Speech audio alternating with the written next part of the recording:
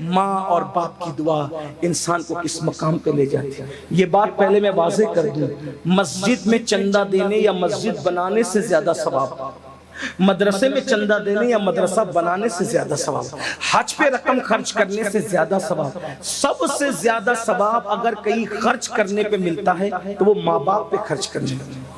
فلمیں دیکھ کر، سیریل دیکھ کر، ناول پڑھ کے، دنیا کے اس مکر اور مکروہ چہرے سے متاثر ہو کر ماں باپ کو بڑھاپے میں صدمے دینے والوں، ماں باپ کے ساتھ بغاوت کرنے والوں، ماں باپ کے ساتھ غداریاں کرنے والوں، ماں باپ کو گالیاں دینے والوں، آنکھیں نکال نکال کر ماں باپ کو دیکھنے والوں، ماں باپ کو دکھ دینے والوں، ماں باپ کو گھروں سے نکال کر کبھی بہنوں کے یہاں کبھی بھائیوں کے یہاں پہنچانے والوں، ماں باپ کو چھوڑ کر سسرال میں گھر بسانے والوں، ماں باپ سے خرچہ روک کر مسجد مدرسوں میں اور نیک کام میں چندے دینے والوں، غور سے سن لو اور کان کھول کر کے سن لو، کچھ یاد رہے نہ یاد رہے، گفتگو کا یہ حصہ ضرور یاد رکھنا۔ اللہ کے رسول صادق و مصدوق مصطفیٰ جان رحمت صلی اللہ علیہ وآلہ وسلم فرماتے ہیں، اگر کوئی بندہ شہید بھی ہو جائے اور ماں باپ اس سے ناراض ہو یا دونوں میں سے کوئی ایک ہی ناراض ہو تو بھی شہادت کے بعد بھی اس کو جنت نہیں مل سکتی۔ اللہ،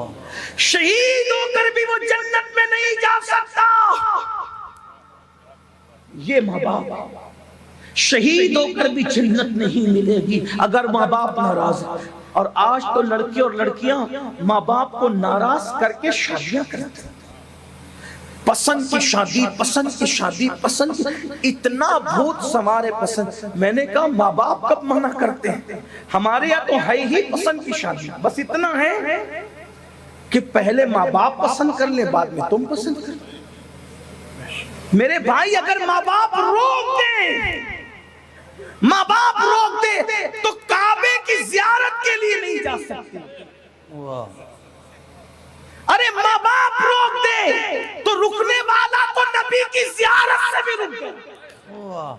ماں کے روکنے پہ رکنے والا نبی کی زیارت سے رک گیا، لیکن کسی نے اس کو تان نہیں کیا کہ اویس اتنا بڑا عاشق تھا، ارے نبی کی زیارت سے تو رک گیا، گمنام ہو گیا، مرتبہ کم ہو گیا، یہ ہو گیا، وہ ہو گیا، وہ ہو گیا۔ نہیں، ماں کے کہنے پہ نبی کی زیارت سے رکے ہیں تو خدا نے ماں سے وفا کی وجہ سے وہ مقام عطا کیا ہے کہ سب نبی سے دعا کروا رہے ہیں، اور نبی صحابہ کو بھیج کر اویس کرنے سے امت کے لیے دعا۔ سبحان اللہ، سبحان اللہ، سبحان اللہ۔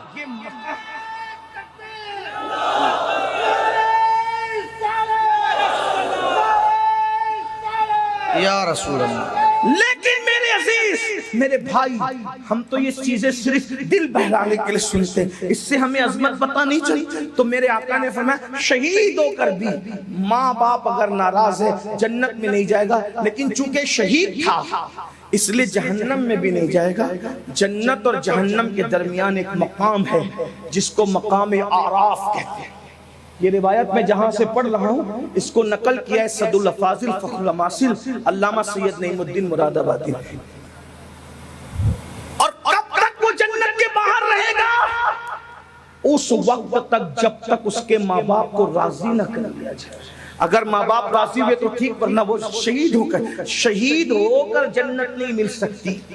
تو شرابی ہو کر کے ماں باپ کے غدار کو جنت کیسے ملنا ہے؟ بے نمازی ہو کے ماں باپ کے غدار کو جنت کیسے ملنا ہے؟ میرے بھائیوں، یہ دنیا ہے، یہ دنیا چند دن کی ہے، اس دنیا سے کوچ کرنا ہے، اس دنیا سے رخصت کرنا ہے، اس لیے اپنے ماں باپ کی قدر جانو۔ میں لوگوں سے یہ کہتا رہا کہ کسی کا خوبصورت چہرہ دیکھ کر بھی وہ ثواب نہیں ملتا جو ماں باپ کے جھرری پڑے ہوئے چہروں کو دیکھ کر کے ملتا ہے۔ لوگ سال میں ایک بار حج کرتے ہیں، ماں باپ والوں تم اتنے خوش نصیب ہو کہ ایک دن میں اگر 100 مرتبہ ماں باپ کی زیارت کرو تو اللہ تمہیں ایک دن میں 100 مقبول حج کا ثواب عطا۔ لیکن یہ بات بھی کہوں، شارحین حدیث نے، میں اپنی بات اب سمیٹنے لگا ہوں بلکہ ختم ہی کر دوں گا، خاص بات، جب یہ جلسے میں یہ بات کہتے ہیں نا مولانا لوگ اور خطبہ لوگ کہ بھئی جو ماں باپ کا چہرہ دیکھے اس کو کیا ملتا ہے؟ مقبول حج کا ثواب۔ لیکن پھر اس میں سب سمجھتے ہیں کہ میں تو ماں باپ کو خرچہ نہیں دوں گا دوا کھانے کا، گالیاں بھی دوں گا، مسجد کے زینے پہ بٹھا کے بھیک بھی منگواؤں گا، اور گھر جا کے جلسے کے بعد ماں کو دیکھوں گا مسکرا کے منافقانہ انداز میں، جیسے ایئر ہوسٹس مسکراتے ہیں اس طرح، مجھے مقبول حج کا ثواب مل جائے گا۔ یہ آرٹیفیشل مسکراہٹ سے، ماں باپ کو دیکھنے سے کوئی ثواب نہیں ملتا۔ میں بڑی ذمہ داری سے یہاں بات کر رہا ہوں، علماء میرے پشتوں پہ موجود ہے، مفتیان کرام موجود ہیں۔ ایک بات آپ کو کہوں، جب انسان کسی کو وہ مقام دے ہی نہ جو اس کا مقام ہو تو اس کا فائدہ نہیں ملتا۔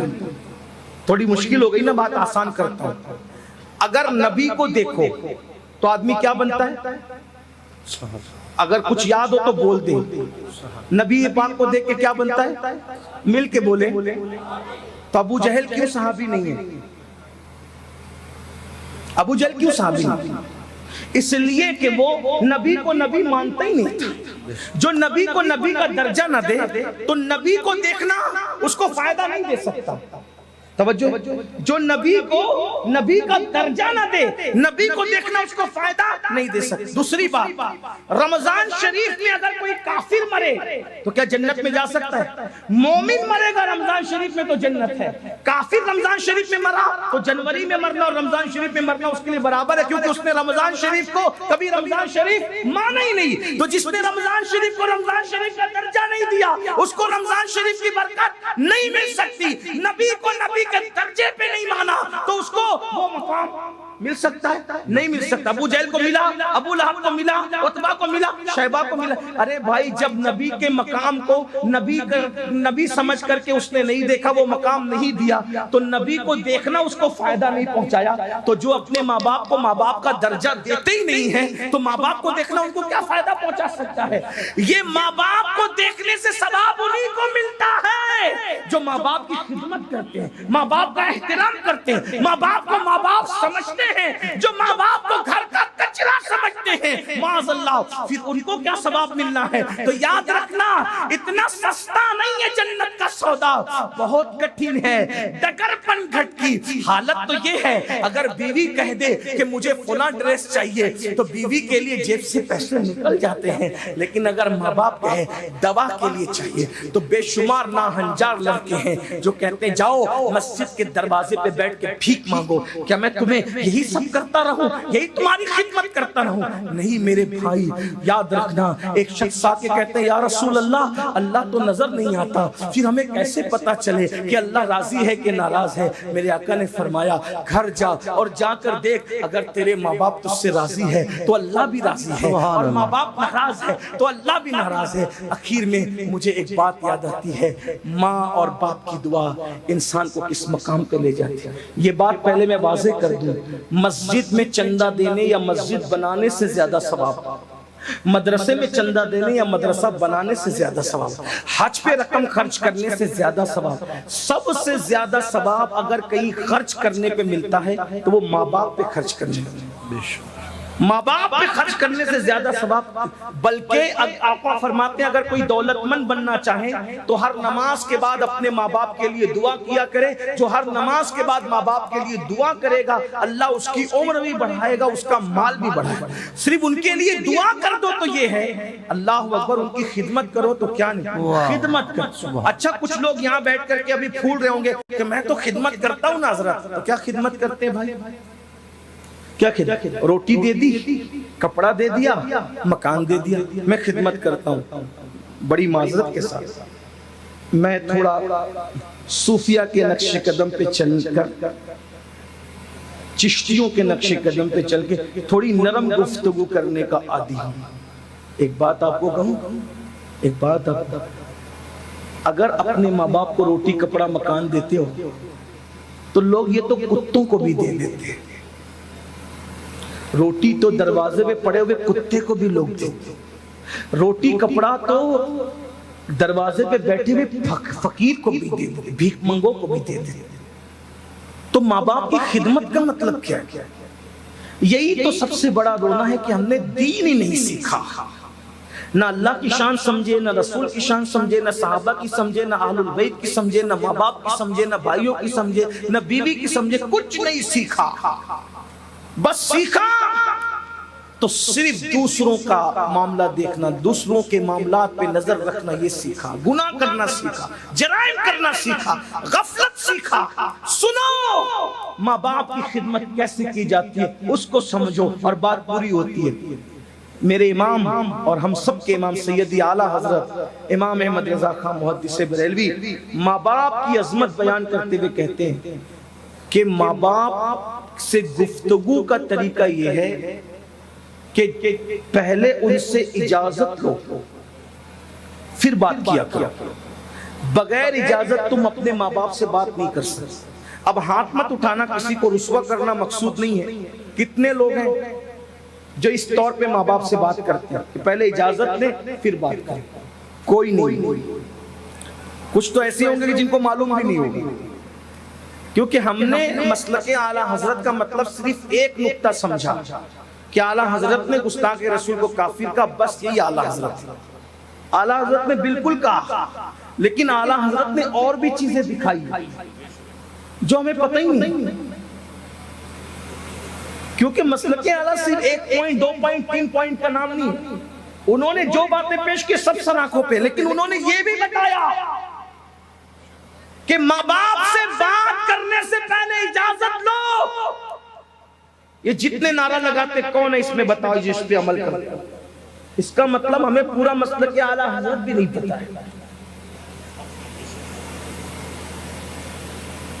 اسی مسلک اعلیٰ حضرت میں تو یہ بھی ہے، ابھی علامہ مفتی صاحب فرما رہے تھے متعید رہو، سیدی اعلیٰ حضرت فرماتے ہیں کسی سنی کو بے وقوف بھی نہ کہا کرو، یعنی اتنا سا لفظ بے وقوف بھی کسی سنی کو نہ کہا کرو، یہ حرام ہے۔ اور کسی نے کہا حرام وہ کیسے ہو سکتا ہے، بے وقوف تو کوئی بھی کسی کو کہہ دیتا ہے، لیکن تو کہا کہ جب تم سنی کو بے وقوف کہتے ہو تو اس کا دل دکھتا ہے، اور جب اس کا دل دکھتا ہے تو میرے آقا نے ارشاد فرمایا من آذا مسلمن فقد آذانی، کہ جس نے کسی مسلمان کا دل دکھایا اس نے مجھ محمد کا دل دکھایا۔ تو تم بے وقوف اس عاشق رسول کو کہتے ہو اور اس کا دل دکھاتے ہو، تو ادھر مدینے والے مصطفیٰ جان رحمت کا دل دکھتا ہے۔ یہ مسلک ہے میرے امام کا۔ میں کہتا ہوں اگر واقعی مسلک اعلیٰ حضرت پر عمل ہو جائے، جب بے وقوف بھی کہنے کی ہمت نہیں کرو گے تو ایک دوسرے پہ کیس کیوں کرو گے؟ ایک دوسرے کو مار پیٹ کیوں کرو گے؟ ایک دوسرے پہ ڈنڈے کیوں برساؤ؟ اور یہ جو مسلک اعلیٰ حضرت ہے، اعلیٰ حضرت نے کوئی گھر سے بات نہیں پیش کی۔ دیکھو کتنی بڑی دلیل پیش کر دی حدیث سے، من آذا مسلمن فقد آذانی، جس نے کسی مومن کو اذیت پہنچائی اس نے محمد رسول اللہ کا دل دکھایا، ان کو اذیت پہنچائی۔ کتنا محتاط رہنے کی ضرورت ہے۔ اب بتاؤ جب آپ مسلمان کا دل دکھانا نبی کا دل دکھانے کے برابر ہے، تو جو ماں باپ کا دل دکھا رہے ان کا انجام کیا ہوگا؟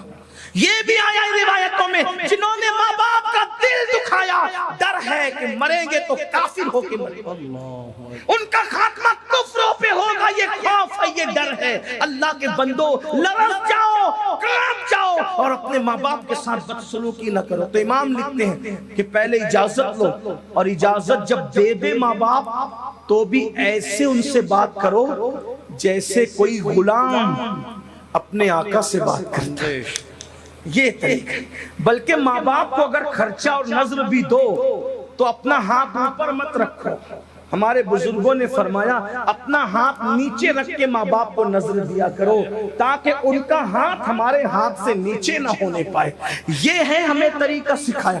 بلکہ سیدی اعلیٰ حضرتی کی ایک بات بتاؤں، جتنا ورثے میں ملا تھا مال، اپنے باپ کے ورثے سے جتنا مال ملا تھا، وہ لوگ غریب لوگ نہیں تھے، خاندانی رئیس لوگ۔